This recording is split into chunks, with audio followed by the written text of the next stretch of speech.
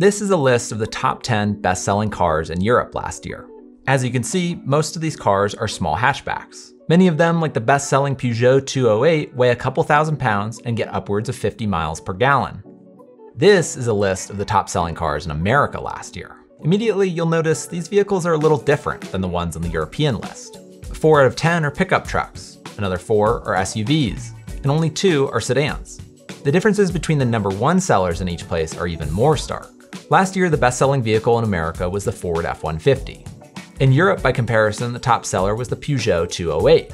At about 2,300 pounds, the Peugeot 208 is about half as heavy as an average F-150. It's about $13,000 less expensive, and it's twice as fuel efficient. I guess that was all just a long way of stating the obvious. American cars are uniquely big. But this wasn't always the case. In the 1970s and 80s, small cars were much more common in the United States. There were almost no SUVs on the road. And people drove trucks, but the ones that they did were much smaller. Over the last few decades, that's all changed. The all-new H3T, the most versatile Hummer ever. And these changes have influenced and impacted more than just the cars that people drive. They've led to irreversible changes to our environment. They've made the air in our cities more polluted. And for some, these changes have literally meant the difference between life and death. We're going to shift our focus now to the rise of roadway deaths, a problem that's worse in the US than in many other developed countries. This is the story of how American vehicles got supersized. Wow, this is roomy. The World Health Organization is slashing the recommended levels for air pollution. Just start working now, otherwise we won't have time. We're going to be out of oil within a few years. Okay, before getting into how we got here, we need to talk about why big cars are a problem. Given that this is a channel focused on climate change, I'll start with that. It probably won't come as a huge surprise to anyone that big cars burn more fuel than small cars. The average new sedan in America gets about 32 miles per gallon. Meanwhile, SUVs get 24, and trucks get 19. In a world where cars are still primarily running on fossil fuels, that means a lot more carbon emissions. This chart shows the average emissions of vehicles in the US versus Europe over the last 2 decades. As you can see, America's bigger cars emit about twice as much as Europe's small cars. Bigger cars also produce more harmful pollutants like nitrogen dioxide. And this stuff is really bad for our health. A recent study found that more Americans die each year from car pollution than car accidents. But of course, pollution isn't the only way that cars and trucks can harm people. They can also strike pedestrians, cyclists, and other vehicles on the road. And no matter how you cut the data, bigger cars cause more deaths and injuries than small cars. Over the last decade, pedestrian deaths have been falling in every country in the world, except one, the United States. One reason for this is the fact that over that same period, cars have become heavier. Big cars also cost Americans a fortune. In 2021, the average compact car sold for about $26,000. The average full-size truck sold for $60,000. And the average full-size SUV sold for $72,000. These are just a few of the problems associated with big cars. And they beg the question, why do so many Americans buy these oversized vehicles in the first place? According to automakers, the answer to that question is that Americans just like bigger cars. These companies say that they're just building the cars that the free market demands. But this answer overlooks the crucial role that automakers played in shaping those preferences in the first place. We have become increasingly at the mercy of others for the fuel on which our entire economy runs. In 1975, the United States passed a law that forced automakers to double the average fuel efficiency of their vehicles to 27.5 miles per gallon by 1985. For a few years, the bill worked as intended. The average fuel efficiency of American vehicles went from 13 miles per gallon in 1975 to 19 miles per gallon in 1980. But then something strange happened. After leveling off between 1980 and 1985, average fuel efficiency actually fell over the next 20 years. It's been half a century since Congress passed its first fuel efficiency standard, and the average vehicle produced in America still doesn't get 27.5 miles per gallon. So what happened? The short answer is that auto lobbyists happened. The intent of that 1975 law that I mentioned was to make all passenger vehicles in America more efficient. But auto lobbyists convinced Congress to make a subtle change to the bill's text. They got fuel efficiency standards for trucks to be set separately from cars. In other words, the initial intent was that there'd be this federal law that said that every car, truck, and SUV, all of them, every single vehicle, has to hit 27.5 miles per gallon. But lobbyists got a carve-out. So instead, the bill basically said that every small car has to hit 27.5 miles per gallon. But trucks, we'll figure those standards out later. And we'll do it through this bureaucratic process that basically nobody pays attention to except auto lobbyists. This proved to be a genius, albeit unethical, strategy. Out of the public eye, lobbyists were able to score regulatory wins that would have consequences for decades to come. The thrill of the wild. One vehicle captures that feeling with the strength and agility to master most any terrain. One of the companies most responsible for distorting auto regulations in the 1970s was American Motors. At the time, they owned Jeep, a relatively niche car brand. Jeep's SUVs were big, they got terrible gas mileage, and they were dangerous. But American Motors was a large company headquartered in the swing state of Michigan. That meant that they had a lot of power to sway lawmakers. In the 1970s, the company convinced regulators at the Transportation Department to classify Jeeps as trucks. And this relatively small bureaucratic change was really important. Classifying Jeeps SUVs as trucks meant that the company could avoid the strict car regulations set by Congress. One executive told journalist Keith Bradshaw years later, "We made damn sure they were classified as trucks. We lobbied like hell." If this change had only applied to Jeep, it wouldn't have really mattered that much. After all, the company wasn't really selling that many of these things at the time. But the Jeep SUV carve-out would soon become less the exception and more the rule.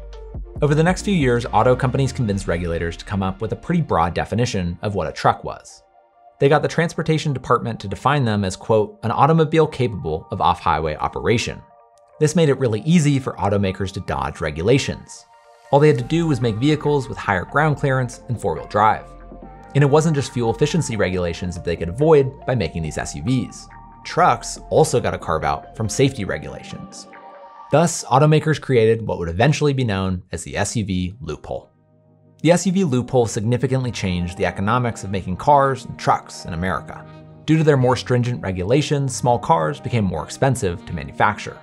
Meanwhile, trucks and SUVs became cash cows. One such cash cow was the Expedition, which Ford launched in the 1990s.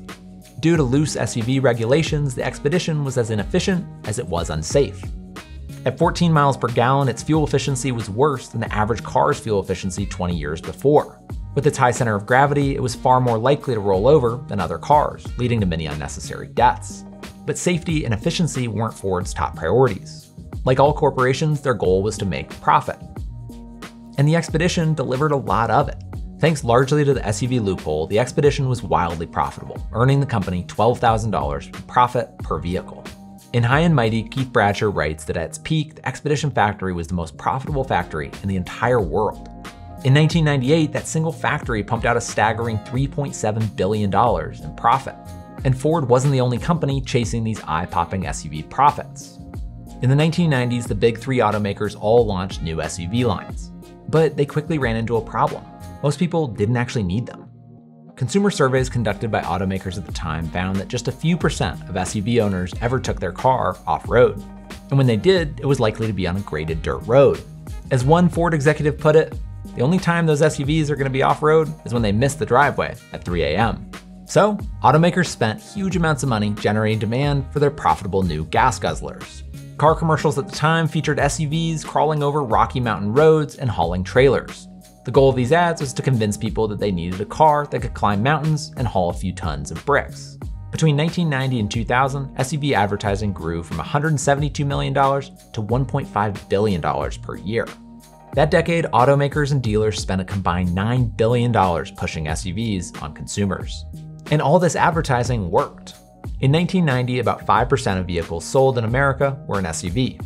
By 2000, that number was closer to 20%. There have been plenty of opportunities to close the SUV loophole over the decades. But each time lawmakers attempt to do so, automakers prove that they're just as powerful as they were a generation ago. One of the best opportunities to close the loophole came in 2009, when President Obama took office. Then, like the 1970s, gas prices were sky high. Then, like the 1970s, a new environmental movement was emerging, this time focused on climate change. But when the Obama administration redesigned the country's fuel economy standards, they left the loophole open. Since Obama's fuel economy standards were announced in 2009, the share of SUVs has doubled from about 25% to 50%. In 2021, another opportunity to close the loophole emerged when the Biden administration designed their own fuel economy standards. But once again, regulators failed to close the loophole. The current Biden rules allow trucks and SUVs to put 41% more CO2 into the atmosphere than sedans. These rules, like the ones before them, incentivize automakers to make more SUVs and trucks. And these incentives have led to a pretty weird car market in America. In recent years, Ford, GM, and Chrysler have all announced that they'll stop making sedans and compact cars. Instead, these companies plan to focus on selling their more profitable trucks and SUVs. Pretty soon, you won't even be able to buy an American-made sedan or compact car. Now, you might be thinking none of this really matters at this point. After all, automakers have all announced plans to electrify their entire vehicle fleets over the coming decades. EVs, unlike gas combustion vehicles, don't emit CO2 or other pollutants out of their tailpipes, regardless of their size. But to ignore the SUV loophole and the problem of oversized vehicles would be a major mistake, even in the age of electrification. That's because big EVs still cause more harm and damage than small EVs. Their bigger batteries require more minerals like lithium and cobalt, mining of which has a lot of negative impacts on people and the environment. They consume more electricity from a grid that's still mostly powered by fossil fuels, and bigger EVs are far more likely to kill pedestrians, cyclists, and other drivers. Now, of course, there's no doubt that some people actually need these bigger vehicles. It's hard to imagine a contractor hauling a bunch of lumber from Home Depot to a construction site in a Nissan Leaf. But for the vast majority of people, big cars are unnecessary. For most of us, these vehicles serve little purpose but to destroy the environment and endanger other people. But the good news is that we know how to get out of this mess. Automakers proved decades ago that it's possible to design policies that encourage one type of vehicle over another. Now it's time to change those policies and encourage people to buy smaller cars with a smaller impact.